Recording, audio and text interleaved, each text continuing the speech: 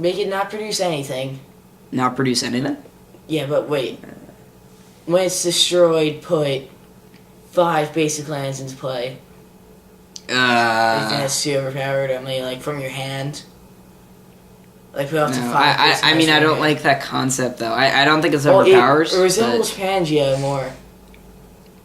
It does, but I don't know, could that work? My idea is that I think we need to maybe return a land to your hand, or maybe return a basic land. Mm-hmm.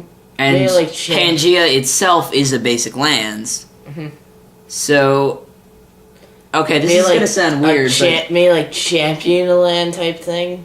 Maybe, but, okay, how about, as Pangea comes into play, return a basic land, and the land itself has flash. What? That sounds ridiculous, but if you think about it, you could be, one, saving your own land. Yeah. You could be saving your Pangea. But it's not broken because you're returning a land. The land itself has flash, so given at the end of the turn, you could be flashing it and then tar firing your opponent, which could be hypothetically broken, but I don't know, because, I mean, obviously, like, with something like Teferi, it's going to be pretty awesome. Crazy. But, although, no, Teferi's only spells. But, excuse me if I sound nasally, I have a cold. But, I think that could work, because if it's as it comes into play, you could be returning another Pangea. Mm-hmm. Couldn't that make, like, an infinite land combo, then? No, because you can only play one land per turn. Okay, so I think... I believe that could work. Also, another thing you're gonna have to get used to during the podcast, not only my squeaky voice, as people comment, but, and also the fact that everybody on the podcast sounds congested. Yeah, we found that during the regionals episode for some reason. I don't think they've ever given a land flash before, which makes it pretty interesting. And see, as it is as it comes into play, not when it comes into play. So therefore, it's still, lands don't go to the stack. So that could be a problem. Well, hypothetically, it's still working in that it does go on the stack, or it's before. Oh, how about as an additional cost to play Pangea? Okay. That I think that's correctly worded.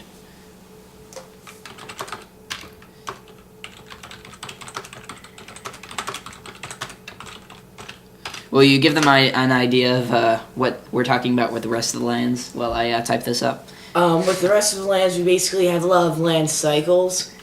One of our cycles is, like 3 colored lands that produce 3 different colored mana if, I believe, a certain basic land's in play. Is that it? Yeah, well, we were talking about that before, like Thunderwood Peak, for example. That's the cycle. So yes, basically, like Thunderwood Peak right here, you add black, red, or green if you control a swamp, mountain, or forest. Yes. And we also have a lot of single color land cycles, like Drunkard's Hub and what was that red one? Give me a sec. Is that the one that says something about the blood? Or, yeah, there's like maybe Blood Rock something. Oh, Blood Rock Passage, yes. Yes, which we like the flavor text in this a lot because we made it. And the scenery matches the tempo of those who pass. And basically it has to do with 1 mana tapping the land to have some type of counter put on a creature. Like basically. With this, it's +1/+0 counter on a target ship. And ship attacks this turn of Fable. And it's red tap. So, although I'm not really sure about this, because, I mean, to make it that strong, and ships don't generally attack, I don't think we have any, well, ships can attack with the crew, but... Well, I think this makes sense. Actually, this does make sense, because of the fact that ships don't normally attack, because they need the crew to power them, so I think that makes sense. Do you think they're ready for Drunkards? Oh yes, Drunkard's Hub. This is the glorious flavor text. It's Drunkard's Hub. Tap, add 1 colorless to your mana pool. 1 colorless white tap, put a +1/+1 counter on target ship. That ship gains vigilance until end of turn. So we're really getting a lot through the combat here, but at the same time they're all common and they're all ports. So I think we're making a lot of sense and progress with in that. Yep.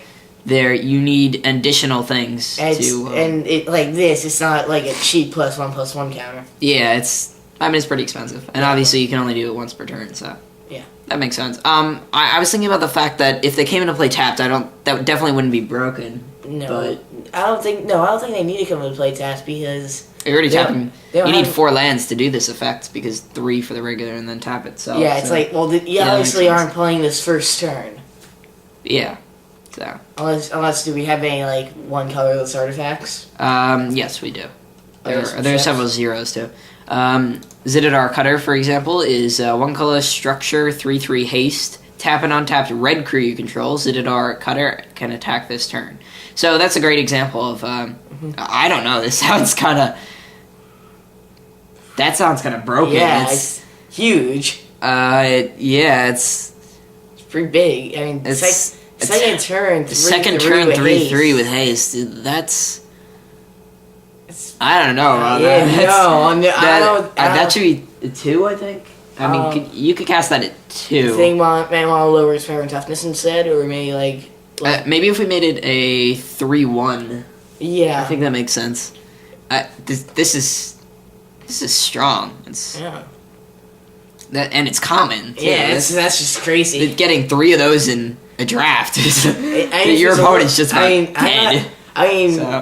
If we needed a slot, I would even make that rare with the old way. Yeah, it's pretty expensive. Yeah, not the mythic rare. Come on, No. Yeah, that's another thing. Do you guys want to put mythic rares into this? Sorry, we had to take a short break there. Going back to Pangea, we have this is the actual the way the card actually works. So we're going to give it flash, which I don't think it's breaking it. Because I think it's pretty fair. So. Yeah, so it's as an additional cost to play Pangea, return a basic land you control to its owner's hand. I guess not really much land destruction. That's all I can see the flash really being used for. Yeah, it's also you could surprise your opponent with something like a Tarfire end of the turn. But also, I think it's actually really cool because if you, for example, kidnap your opponent's land in some way, and then you return it to their hand at the end of their turn. Well, other than Guildleaf Archery, what else can you take your opponent's lands with? That there's something in this set, I'm sure. We don't know about, but I haven't seen anything yet, but maybe. But I think there's a lot of possibilities with this card. I mean, and it is rare. No, so actually, I think with a pirate theme, I think we could do a take control of your opponent's land.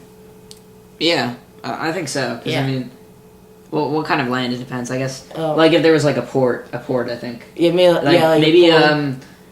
I'm thinking about something like 1 colorless blue, common, instant. Take control of target opponent's land until end of turn.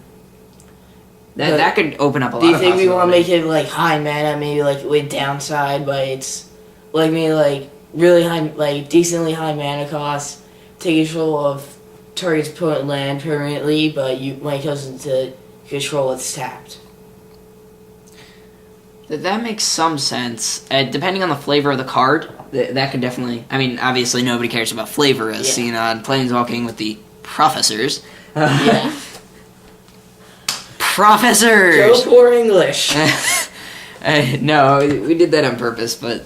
Yeah. Okay, so basically this is basically a revisitation of the lands, but just a comment on... the tokens are pretty nice looking, and the lands are...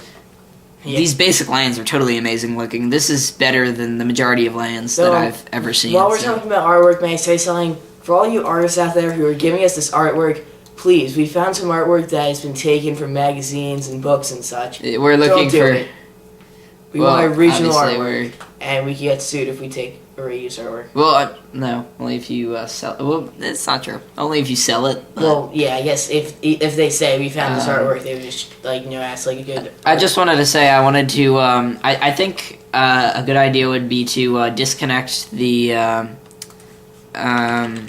the tokens from the rest of the set so that we can, for one thing, just keep everything straight. Because we have, so far, 6 tokens and 322 other cards. So I think we could disconnect the tokens. So how many cards are going to be in this set? We don't know yet. There's, I think there could be anywhere up to 400 and something, just depending on if we find the artwork, if we're able to maintain give that. a maximum minimum count.